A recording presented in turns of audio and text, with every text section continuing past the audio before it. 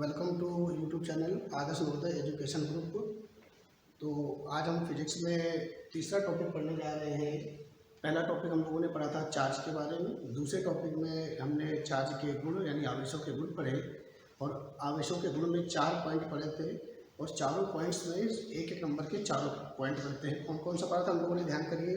पहला तो हम लोगों ने पढ़ा था कि आवेश की योज्यता का नियम, दूसरा हम लोगों ने पढ़ा था कि निश्चलता का नियम, तीसरा है क्वांटीकरण का सिद्धांत और चौथा है संरक्षण का सिद्धांत। तो चारों पॉइंट हम लोगों ने पढ़ लिए थे।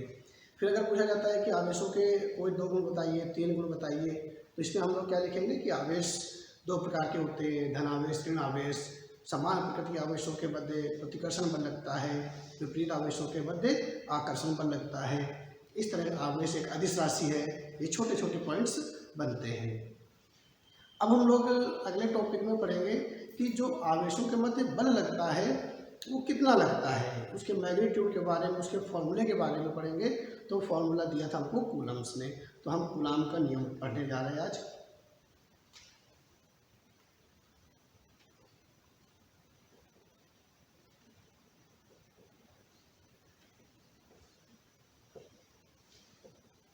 कूलम्स लॉ, देखिए कूलम्स लॉ में क्या है, यह बताता है कि 2 आवेशों के मध्य बल कितना लगता है, उसके परिमाण को, फॉर्मूले को हमको समझाएगा।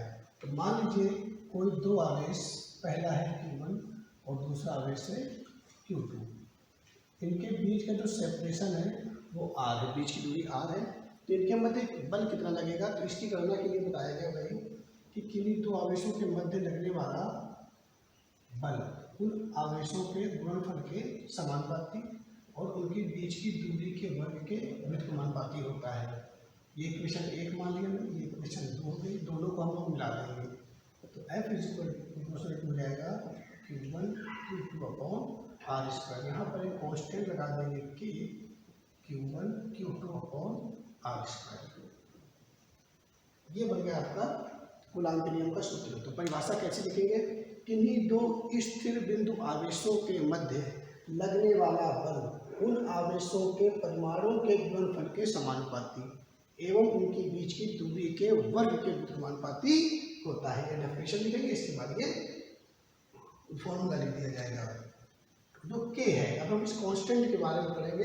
तो ये जो K की वैल्यू होती है, K इक्वल टू होता है 1/4 पाई एप्सिलॉन नॉट, जहां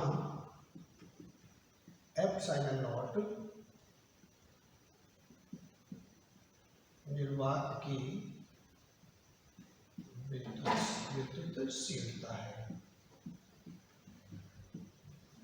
यानी कि जो एप्सिलॉन नॉट है ये है आपकी परमिटिविटी ऑफ स्पेस।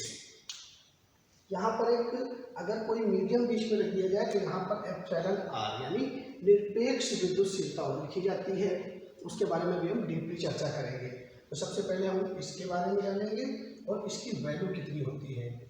इस K की जो वैल्यू होती है ये होती है आपका 9 × 10 की पावर 9। यूनिट इसकी हो जाएगी आपका newton × metre square upon coulomb square. क्यों, ओके, ये न्यूटन हो गया, ये मीटर, दूरी मीटर हो जाएगा, तो ये मीटर स्क्वायर आ जाएगा, ये कूलम स्क्वायर हो जाएगा। तो newton × metre square upon coulomb square, ये इसका यूनिट हो जाएगा। ओके, इसी की सहायता से अगर हम इसकी वैल्यू निकालें एप्सिलॉन नॉट की, तो देखिए क्या हो जाएगी। तो अभी हमने देखा कि K इक्वल टू आया आपका 9 × 10 की पावर 9। ये कांस्टेंट है, वैल्यू कांस्टेंट निकालेंगे। 9 × 10 की पावर 9 जो वैल्यू हो गई वो हो गई 1/4 पाई एप्सिलॉन नॉट की।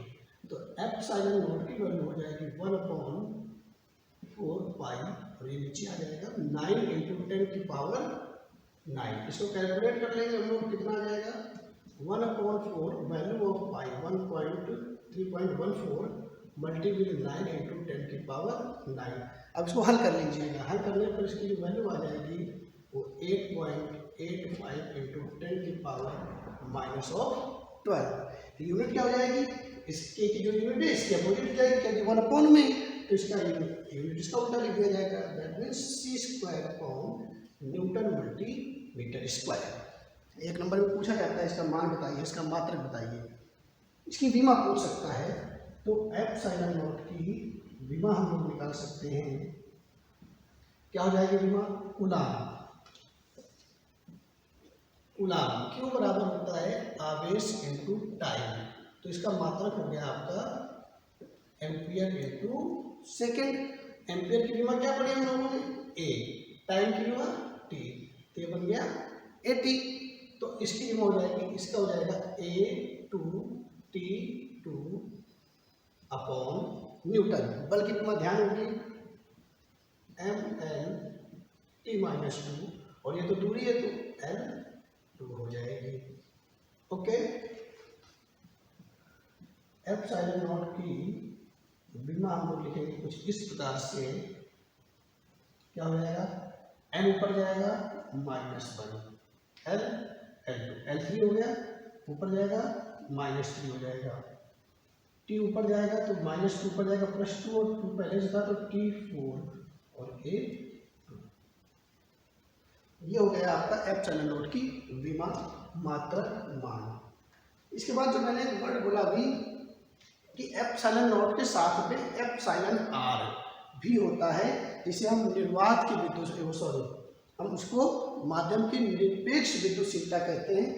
तो उसको हम कैसे समझेंगे, तो आगे हम देखते हैं इस पॉइंट्स को।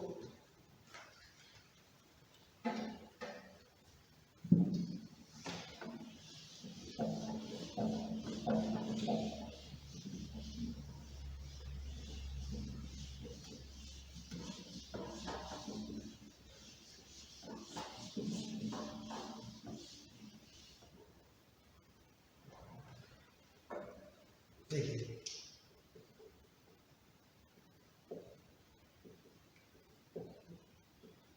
निरपेक्ष विद्युतशीलता क्या हो जाएगी?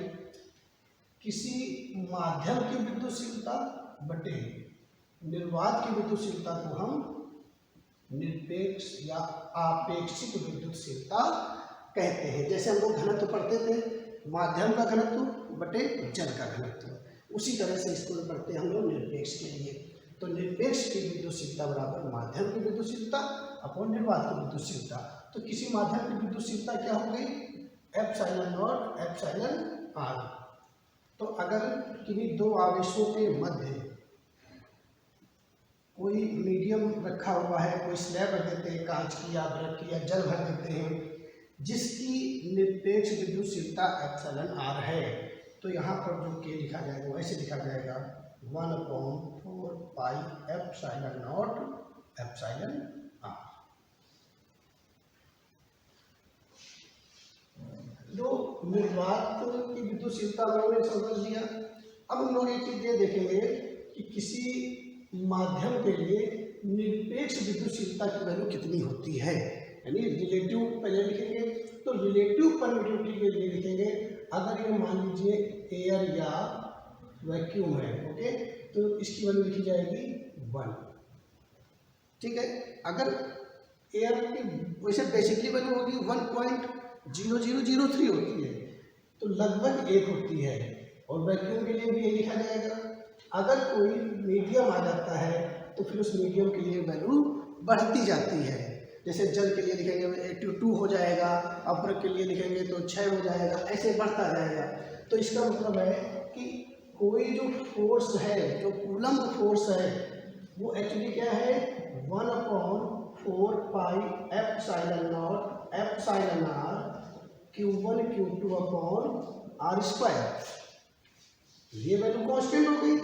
अगर चार्ज चेंज ना हो और बीच की दूरी चेंज ना करी जाए और बीच में कोई माध्यम रख दिया जाए, तो जो लगने वाला फोर्स है वह उसकी निरपेक्ष विद्युतशीलता के व्युत्क्रमानुपाती होता है। अब सोचिए, अगर यहाँ पर वैक्यूम या एयर है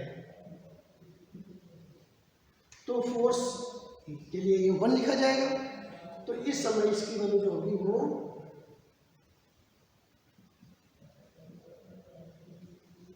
अधिकतम हो जाएगी।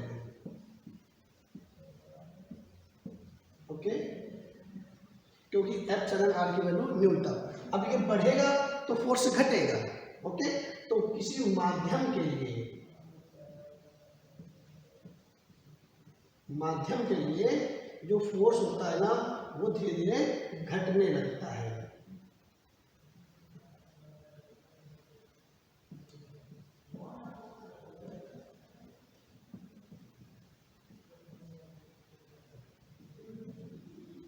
अगर किन्हीं दो स्थिर बिंदु आवेशों के बीच में कोई माध्यम रख दिया जाए या भर दिया जाए तो उनके बीच में जो परिणामी बल है वो निर्वात की तुलना में घट जाएगा, क्योंकि एफ की वैल्यू 1 से ज़्यादा होगी। धातुओं के लिए, मेटल के लिए एप्सिलॉन आर फॉर मेटल्स, इसकी वैल्यू अनंत हो जाएगी। इसका मतलब जो फोर्स हो जाएगा वो 0 हो जाएगा। क्यों? क्योंकि यहाँ पर जब इन्फिनिटी रखेंगे तो कोई भी वैल्यू होगी तो इन्फिनिटी से डिवाइड करने पर वैल्यू उनको मिनिमाइज कर देगा। मिनिमाइज मतलब बहुत कम, अति अल्प, यानी कि लगभग शून्य हो जाएगा। यानी कोई धातु की एक प्लेट बीच में रख दें हम लोग तो इनके बीच में फोर्स जो है लगभग 0 हो जाएगा। इसको घर में प्रैक्टिकल भी समझ सकते हैं चुंबक के माध्यम से। जैसे दो चुंबकों के बीच में फोर्स लगता है, बीच में हमने एक अखबार रख दिया, कोई कपड़ा लगा दिया, फिर भी फोर्स लगता है। लेकिन अगर कोई लोहे की सीट है या दरवाजा है, आप घर में ट्राई करिए, तो दरवाजे में एक तरफ चुंबक लगाएंगे और दूसरी तरफ चुंबक लगाएंगे तो एक चुंबक को खिसकाने पर दूसरे चुंबक जो है वो स्थिर रहता है, वो हिलता नहीं अपनी जगह से। लेकिन कागज में और कपड़े में वो हिल रहा था, खिसक रहा था उसके साथ साथ। इसका मतलब है कि फोर्स प्रभावी हुआ था। और इस प्रकार अब फोर्स क्या हो गया, दोनों चुंबकों के बीच में लगभग शून्य हो गया, तभी वो एक दूसरे को जो है एक स्थान से दूसरे स्थान तक विस्थापित नहीं कर पा रहा है। तो इसी प्रकार से आवेशों में भी होता है, यहाँ फोर्स 0 हो जाता है। तो ये है आपका कूलाम का नियम। फिर एक बार डेफिनेशन देख लेंगे कि दो स्थिर बिंदु आवेशों के मध्य लगने वाला वैद्युत आकर्षण या प्रतिकर्षण बल उन आवेशों के गुणनफल के समानुपाती और उनके बीच की दूरी के वर्ग के व्युत्क्रमानुपाती होता है। ध्यान रखेंगे, अगर आवेश समान प्रकृति यानी प्लस प्लस या माइनस माइनस है तो बल प्रतिकर्षण होगा। अगर आवेश विपरीत प्रकृति के हैं तो उनके बीच में आकर्षण बल लगेगा। बिल्कुल ध्यान रखिएगा। अब हम लोग देखेंगे कूलाम के नियम का सदिश रूप कैसे लिखा जाता है। बहुत ध्यान से सुनेंगे, थोड़ी सी इसमें वेक्टर पूछ की जाएगी और वेक्टर के लिए आपको 11 में पढ़ लगता है, तो मैं उसे क्लियर बताऊंगा बिल्कुल आराम से। जो किन्हीं दो द्रव्यमानों के मध्य लगने वाला हम लोगों ने न्यूटन का जो बल पढ़ा था उसका भी हमने सदिश निरूपण किया था 11th में। ठीक उसी प्रकार से इसको समझेंगे। देखिए कैसे करेंगे इसको।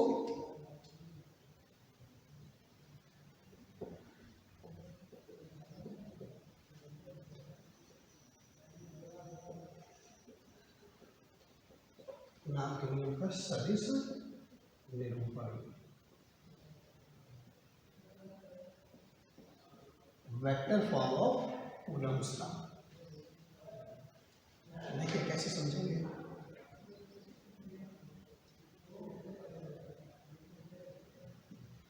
ये हमने एक फ्रेम बना लिया है, इस फ्रेम के अकॉर्डिंग ही हम इनके पोजीशन वेक्टर यानी स्थित सदिशों को समझेंगे, उसकी दूरियों को समझेंगे, इसलिए एक फ्रेम ले लिया जाता है।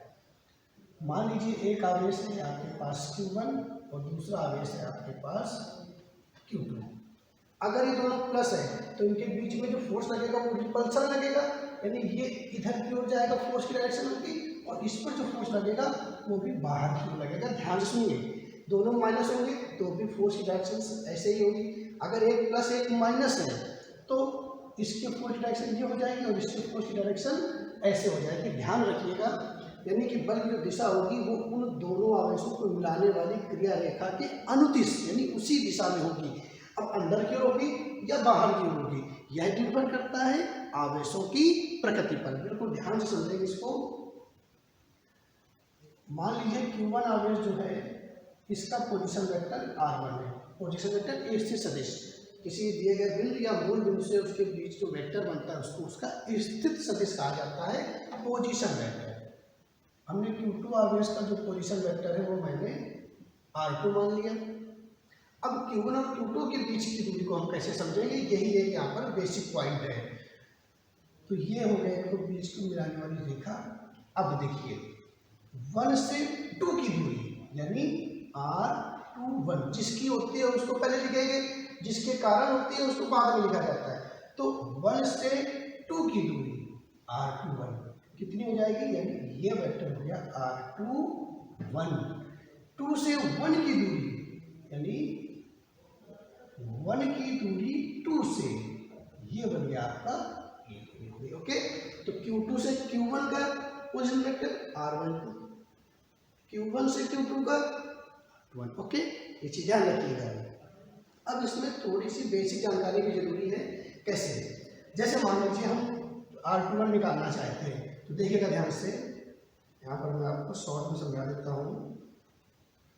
ऐसे आया, R1 हो गया, R2 हो गया, ये वेक्टर हो गया आपका R21। तो इनमें इन तीनों सदिशों में कौन सा सदिश किन्हीं दो सदिशों के योग के बराबर होगा? तो जिस वेक्टर का टेल टू टेल और हेड टू हेड यानी शीर्ष से किसी शीर्ष से जुड़ता है और उसका कुछ जो है वो कुछ से जुड़ता है, तो R2 को देखिए, R2 का हेड इसके हेड से जुड़ा है और इसका टेल इसके टेल से जुड़ा है। इसका मतलब R2 जो वेक्टर है वो इन दोनों वेक्टर के योग के बराबर है। तो कैसे लिखेंगे कि R2 जो है वो R1 प्लस R21 के बराबर है। ओके, तो बताइए क्या हो जाएगा यहाँ पर, R2 minus R1 is equal to R21। इसको ध्यान रखेंगे हम लोग, है ना, तभी इसका यूज करेंगे। ओके, अब देखिए आगे बढ़ते हैं। आगे बढ़ेंगे तो हम इस दूसरा चित्र बनाते हैं R12 के लिए। तो R12 के लिए चित्र क्या बन जाएगा, दिस इज R1, देखिएगा ध्यान से, दिस इज R2 और ये वेक्टर मैंने U डाला, तो ये वेक्टर क्या बन जाएगा R12। ओके, अब देखिए R1 जो वेक्टर है ना, इसका इससे हेड और इसका टेल इसके टेल से जुड़ा हुआ है, यानी R1 जो वेक्टर है वो इन दोनों के योग के बराबर हो जाएगा। तो इस डायग्राम से अगर हम देखेंगे तो ये हमारे पास रिजल्ट आएगा कि R1 बराबर R2 प्लस R12। ओके, यानी R1 माइनस R2 बराबर R12। अगर यहाँ पर माइनस कॉमन ले लूँ तो ये R2 प्लस का हो जाएगा और R1 का हो जाएगा माइनस का। Okay, is equal to R12। अब देखिए R2 माइनस R1 और ये R2 minus R1, R2 minus R1 क्या लिख सकता हूँ मैं, R21, तो माइनस R21 बराबर R12। मतलब क्या है इसका, स्पष्ट रूप से R12 का मान R12 के बराबर है लेकिन दिशा विपरीत है। तो R12 और R21 के मैग्नीट्यूड यानी परिमाण बराबर है। अब चलिए हम लोग कूलॉम के नियम को सदिश रूप में ढालने की कोशिश करते हैं। तो देखिए क्या हो जाएगा, Q1 के कारण Q2 पर या Q2 के कारण Q1 पर बल, दोनों प्लस चार्ज मान लेते हैं या दोनों माइनस मान लेते हैं, तो Q1 के कारण Q2 पर बल ऐसे लगेगा। Q1 के कारण Q2 पर, किस पर, 2 पर, F1। Got my point. तो 2 पर बल निकालना है, तो F21 is equal to Q1 Q2 upon R, 2 की 1 के कारण 2 पर बल, तो 2 की 1 से दूरी, 2 की 1 से दूरी, 2 की तो R21 ऐसे। ओके, डायरेक्शन क्या हो जाएगी, 1 से 2 की ओर, फोर्स कितना लग रहा है, 1 से 2 की ओर, तो 2 की ओर कैप। अब देखिए ध्यान से सुनिए, अगर ये चार्ज माइनस होता तो बल इधर की ओर लगता, तो बल लगता 2 से 1 की ओर, तो R12 कैप लिख दिया जाता। ओके, बाद में सेम आएगा, समझने के लिए बता रहा हूं मैं, ऐसा लिख सकते थे। That is equation first. अब इसी प्रकार से ध्यान लिख दें शॉर्ट में कि Q1 के कारण Q2 पर बल, अगर लिखेंगे हम लोग Q2 के कारण Q1 पर बल, तो Q2 के कारण Q1 पर बल, तो Q1 पर तो क्या लिखेंगे, F12 is equal to Q1 Q2 upon R12 का स्क्वायर। डायरेक्शन क्या होगी, Q1 पर बल ऐसे बाहर की ओर, यानी कि जो 2 से 1 की ओर वेक्टर है तो क्या हो जाएगा 1 की ओर जो वेक्टर है ये क्या लग जाएगा। ओके, मैंने सीखा कि R21 R12 के मैग्नीट्यूड के बराबर है तो ये दोनों चीजें इक्वल है, तो मैं इसको R लिख देता हूँ। तो F12 is equal to Q1 Q2 upon, इसको मैंने R21 लिख दिया क्योंकि मैग्नीट्यूड लिखना है इसका बराबर हो गया, इसको लिखूंगा माइनस R21 कैप, इस माइनस को बाहर निकाल लेंगे। F12 इज इक्वल टू हो जाएगा Q1 Q2 अपॉन R21 का स्क्वायर, माइनस बाहर ले लिया R21 कैप। समीकरण से हम क्या देख रहे हैं कि ये जो वैल्यू है ये F12 के बराबर है, यानी कि F12 is equal to minus F21। इसका मतलब है कि Q1 Q2 पर उतना ही बल लगाता है जितना कि दूसरा आवेश पहले आवेश पर बल लगाता है, परंतु दिशा विपरीत होती है। इसका मतलब क्या है, यहाँ से हमें न्यूटन के गति के तीसरे नियम का भी स्पष्टीकरण होता है, यानी F1 के द्वारा 2 पर और 2 के द्वारा 1 पर लगाए गए बल के परिमाण बराबर होते हैं परंतु दिशा विपरीत होती है। That's final. और एक नॉर्मल जो वेक्टर फॉर्म लिखी जाती है वो ऐसे लिख सकते हैं कि हम लोग वेक्टर F बराबर के Q1 Q2 अपॉन R, या R का इसलिए Q कर दो और R वेक्टर लिख दिया। ओके, Q क्यों कर दिया, क्योंकि हमें पता है R कैप बराबर vector R upon vector R का मैग्नीट्यूड, तो हमने यहाँ पर कैप हटा दिया और इस तरह लिख दिया। तो ये R क्या दर्शा रहा है कि R के अनुदिश बल लगेगा। ओके, अब डायरेक्शन क्या होगी वो हम पॉजिटिव और निगेटिव के चार्ज के हिसाब से देख लेंगे। तो that is the final vector form of Coulomb's law, और ये न्यूटन के तीसरे नियम का सत्यापन करता है। तो इस तरह से हम इसको समझ सकते हैं। दो आवेशों के मध्य लगने वाला बल जो है वो न्यूमेरिकल्स में कैसे सॉल्व किया जाएगा, इसका भी हम लोग कभी इसी टॉपिक में ध्यान करेंगे।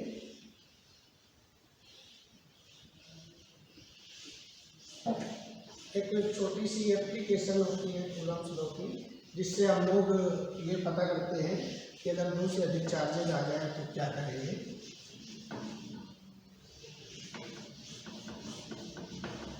तो देखिए कैसे समझेंगे इसको लोग। देखिए एक छोटा सा अनुप्रयोग है कूलम्ब के नियम का। मान लीजिए ये चार्ज Q1 है और ये चार्ज Q2 है, दोनों एक दूसरे से R दूरी पर हैं।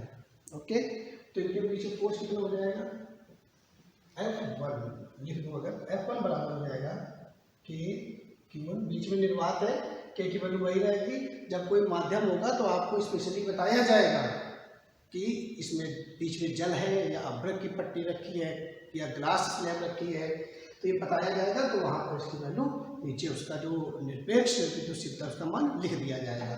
तो हम मैक्सिमम यही लेकर चलेंगे कि वायु निर्वात है बीच में, इस चीज़ को बिल्कुल ध्यान में रखिएगा। तो K Q1 Q2 upon R square, ये फोर्स हो गया बीच में। अब कहते हैं कि अगर क्षण भर के लिए, बिल्कुल अल्प समय के लिए इनको आवेशों को आपस में जोड़ा गया और वापस वहीं पर रख दिया गया, तो नया बल क्या होगा। तो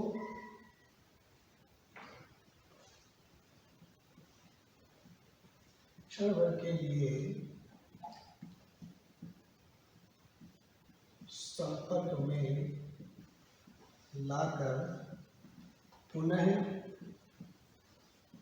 उतनी ही दूरी में रखने पर बल क्या होगा या उसका क्या प्रभाव पड़ेगा। तो देखो चार्ज का हमने बताया आपका डिस्ट्रीब्यूशन कैसे हो जाएगा, दोनों आवेशों को जोड़ लेंगे और फिर जब अलग करेंगे दोनों को आधा आधा कर देंगे। क्यों, क्योंकि पॉइंट है तो इनको हम सिमेट्रिक ही मानेंगे, है ना, सर्वसम मानेंगे इसलिए। तो देखिए क्या हो जाएगा, नया बल जो हो जाएगा ऐसे लिखा जाएगा F = K। जब इनको संपर्क में लाओगे तो कुल आवेश कितना हो जाएगा बताओ भाई। तो कुल आवेश हो जाएगा Q1 + Q2। मान लो ये 10 कूलम्ब था, ये -40 कूलम्ब था, तो कुल -30 हो जाएगा। ये 100 था, ये -20 है, तो बाद में 80 हो जाएगा। दोनों 40 से 50 है तो कुल 90 हो जाएगा अगर प्लस के दोनों, ठीक है। तो कुल आवेश Q1 प्लस Q2। अब अलग करने पर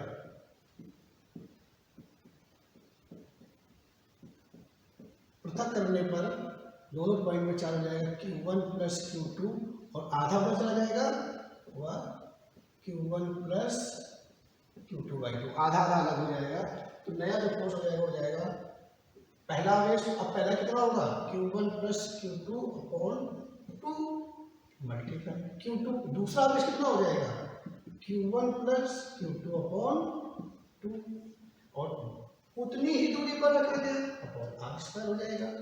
जो नया बल होगा हो जाएगा K Q1 plus Q2 Q1 plus Q2, तो Q1 प्लस Q2 का होल स्क्वायर अपॉन 2 2 जा 4 मल्टीप्लाई r²। तो ये आपका नया बल हो जाएगा, उनको पुनः उतनी दूरी पर रखा जाएगा तो इतना बल लगेगा। तो इसको हम डायरेक्ट यूज कर सकते हैं अगर Q1 और Q2 की वैल्यूज दी गई हो। ओके, जोड़ना वैसे ही है, दोनों धनावेश हैं तो कुल हो जाएगा, दोनों ऋण आवेश है तो कुल हो जाएगा, और 1 प्लस 1 माइनस है तो वही अदिश नियम से बीजगणितीय नियम से जोड़ा जाएगा। ओके,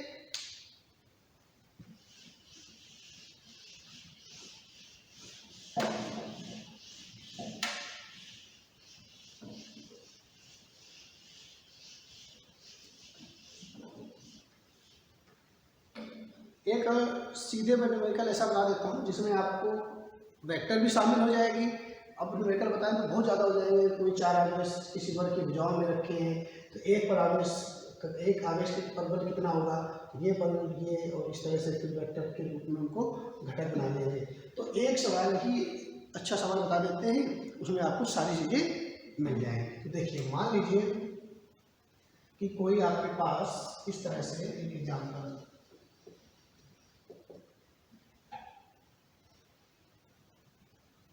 इस तरह से यहाँ पर एक घड़ी की तरह यहाँ पर 12 कूलाम का आवेश हो गया, यहाँ पर 6 कूलाम का आवेश हो गया, यहाँ पर 3 कूलाम का आवेश हो गया, यहाँ पर 9 कूलाम का आवेश हो गया।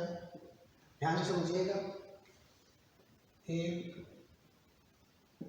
2 3 हो गया, 4 5 6 हो गया, 7 8 9 यहाँ पर आ गया, 10 11 कूलाम इस तरह से रखे हैं, और इसके केंद्र में 1 कूलाम आवेश दिया गया। तो 1 कूलाम पर परिणामी बल कितना होगा, बिल्कुल सिंपल तरीके से समझेंगे। इसमें बहुत सारी चीज़ें मिक्स एक साथ कर दी मैंने, मैकेनिक्स भी हो गई, वेक्टर भी हो गई, और अब 4 हो गई, त्रिभुज में 3 आवेश रखे हुए तो उसकी एक आवेश पर बल कितना होगा, सब कुछ कर सकते हो इस सवाल को अगर आप समझ लेंगे। ओके, तो देखिए, इस आवेश पर सभी आवेश बल लगाएंगे, ध्यान से सुनिएगा। तो पहला आवेश Q1 जो है इस पर इधर की ओर बल लगाएगा।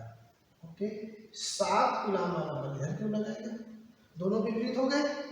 तो विपरीत होने का मतलब क्या होगा कि बल, तो अगर हम एक लाइन समझने का कि अगर पहला बल जो इधर की ओर लग रहा था वो हो जाएगा K Q1 Q2, 7 × 1 कितना हो जाएगा 7 × 1, तो 1 7 × डायरेक्ट में Q1 Q2 अपॉन r², बीच की दूरी r मान लेते हैं, ठीक है, या x मान लो या 1 मान लो, 7 क्यों हो गया।